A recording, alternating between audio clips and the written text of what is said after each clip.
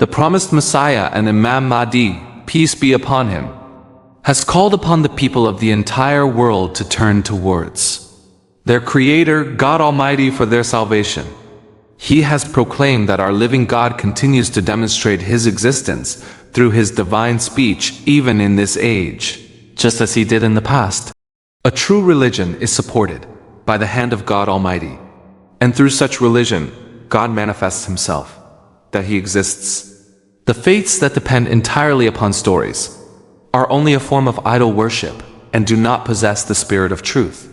If God is alive, as He was, and speaks and hears, as He did, there is no reason why He should continue to be silent, as if He does not exist, if He does not speak in this age. Then equally and certainly, He does not hear either. In other words, He is now nothing.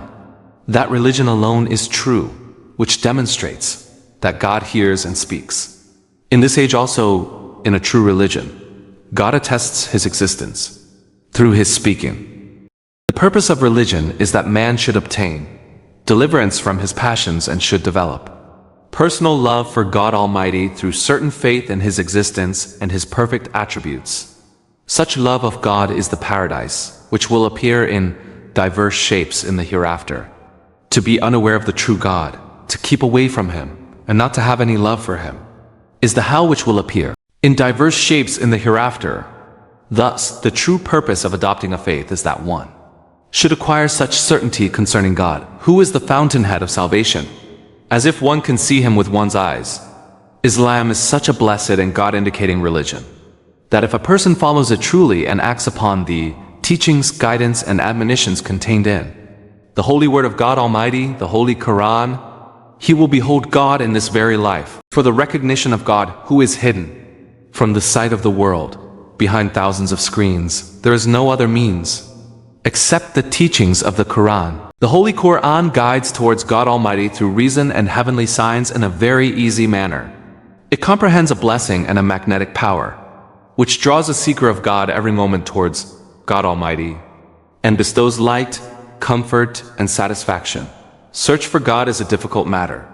It is not an affair of worldly philosophers and wise men. Observation of the heavens and earth only leads to the conclusion that although orderliness indicates that the universe should have a creator, yet it is not proof that such a creator in fact exists. There is a great deal of difference between ought to be and is. The Holy Qur'an is the only book that sets forth His existence as a fact and not only urges the seeking of God but makes Him manifest. There is no other book which makes manifest the hidden being. A true believer in the Holy Qur'an does not merely contemplate like philosophers that there ought to be a creator of this wonderful universe. He acquires a personal insight and, being honored with a holy vision, he sees with the eye of certainty that creator in fact exists. He who is bestowed by the light of this holy word, he through hundreds of shining signs that take him out of the darkness, and he learns himself that God has no associate in His being or in His attributes. The Holy Word of God Almighty, in the teachings of the Holy Qur'an, seeks to reform the natural conditions of man, to raise him step by step to higher spiritual levels. In the first place, God desires to teach man the elementary rules of behavior and culture, and thus to change him from the wild condition of animals, and then to bestow upon him elementary moral conditions, which can be described as culture or civilization. Then He trains him to raise from the elementary moral conditions to a high moral stage. The third stage is that man should be devoted to winning the true love and pleasure of his Creator, and the whole of his being should be devoted to God. God Almighty has divided His wonderful universe into three parts. First, the world which is manifest and can be felt through the eyes and the ears and other physical senses and through ordinary instruments. Second, the world which is hidden and which can be understood through reason and conjecture. Third, the world which is hidden beyond hidden, which is so imperceptible that few are aware of it. That world is entirely unseen. Reason has not been granted the ability to reach it, except through mere conjecture. This world is disclosed only through visions, revelation, inspiration, and not by any other means. As is well established, it is the way of Allah that for the discovery of the first two worlds, He has bestowed upon man different types of faculties and powers. In the same way, the absolute bounteous has appointed a means for man for the discovery of the third world. And that means is revelation, inspiration, and visions. This means is not allowed to be wholly suspended at any time. Indeed, those who comply with the conditions for achieving it have, throughout, been its recipients, and will continue to be such. Man has been created for unlimited progress, and God Almighty has put into the heart of man the eagerness to learn the secrets of all the three worlds, and has not deprived him of the knowledge, of the means of acquiring knowledge of the third world. It is true, however, that it is limited to the straight path. By treading along this path, these blessings can be achieved inasmuch as it is necessary for the achievement of everything to follow the rules and methods which are necessary for its achievement. The absolute benefactor who has bestowed upon man faculties and powers for the discovery of every little matter in the first world has not deprived man of the means of discovering the grand affairs of the third world, through which a true and perfect relationship with God Almighty can be established, and the lights of heaven become manifest in this very world. This method is also open like the methods of discovering the other two worlds, and the truthful people adopt it with great conviction, and follow it and obtain its fruits. The wonders of this third world are numberless in comparison with the other two worlds. They are like the sun is compared to a grain of poppy seed. To insist that the mysteries of that world should be wholly revealed through reason would be like shutting one's eyes and insisting that visible things should become perceptible through the sense of smell. As God has invested man with the faculty of reason for the understanding to some degree of elementary matters, in the same way, God has vested in him a hidden faculty of receiving revelation when human reason arrives at the limit of its reach.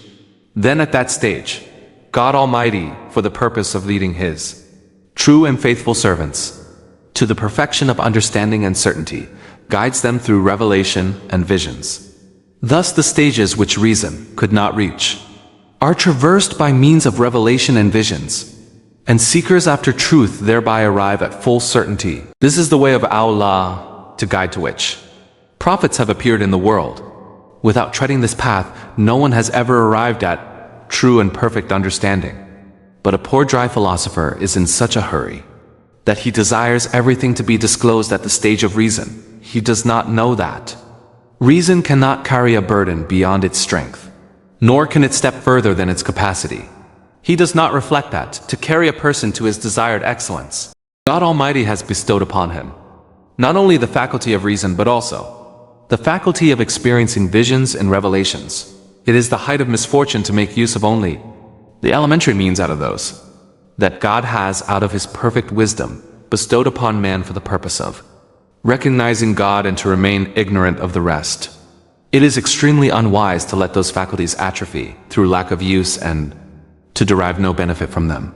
A person who does not use the faculty of receiving revelation and denies its existence cannot be a true philosopher, whereas the existence of this faculty has been established by the testimony of thousands of the righteous, and all men of true understanding have arrived at perfect understanding through this means. A true religion is that it should not be a dead creed. The blessings and greatness, which were cultivated in it in the beginning, should persist in it till the end of the world, for the promotion of the welfare of mankind, so that ever fresh signs should confirm its past signs, and should not permit the light of its truth to become an old tale. The prophethood which was claimed by our Lord and Master Muhammad, the Chosen One, peace and blessings of Allah be on him, and the heavenly proofs in the form of signs, which he had set forth, still continue in Islam, and are bestowed upon his followers so that they should arrive at the state of complete understanding and should witness the living God directly. The principal quality of Islam is that its blessings always accompany it. It does not speak only of the past but offers present blessings as well. The world is always in need of blessings and heavenly signs. Every people claims that there are many among them who love God Almighty, but what needs to be known is whether God loves them or not. Without this, belief remains vague and can falter in difficult times. The proof of God's love is that first he removes the veil that prevents a person from believing with certainty in the existence of God, This veil is lifted only through direct communication with God. When he speaks to a person and conveys to him the good news, I am present. At that stage, he comes so near to God as if he sees him. The second sign of God's love is that he manifests his mercy and grace by accepting their prayers concerning matters which are apparently beyond hope, and informing them of it through his revelation and his speech.